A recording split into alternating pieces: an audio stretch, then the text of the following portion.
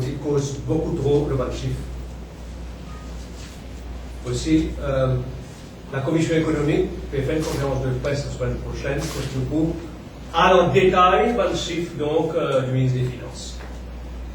Et d'ores et déjà, je suis capable, sans aucune hésitation, de dire pour Paul que le budget de cette année-ci, le budget pour les 6 prochains mois, il y a un budget panique. L'autre mot, c'est un budget panique. Un ministre des Finances qui ne panique. Et c'est aussi un budget panique, un gouvernement qui ne dépasse. Paul Finfek dit, il dit clair hier, la télévision, qui nous fait guetter une scène que le Premier ministre lui-même, pas aussi confiant qu'il était normalement. Et pour la première fois, Zamonton aussi peut taper la table quand va nous mettre à l'autre.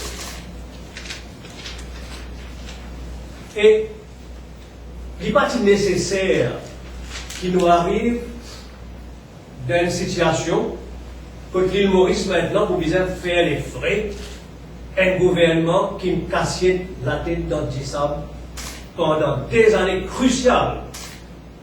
Des années que MMN, lui, depuis 2 ans, peut venir et systématiquement dire au gouvernement arrête ferme les yeux, arrête casser la tête dans le sable parce qu'il nous peut aller vers une situation exceptionnelle en termes économiques. Alors subitement,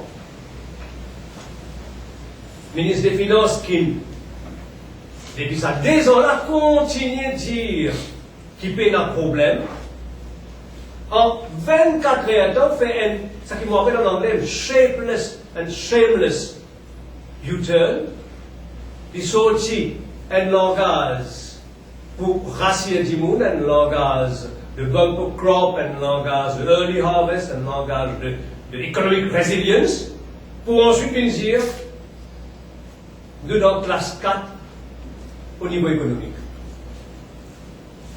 Et nous pose la question au niveau de nous posons cette question-là.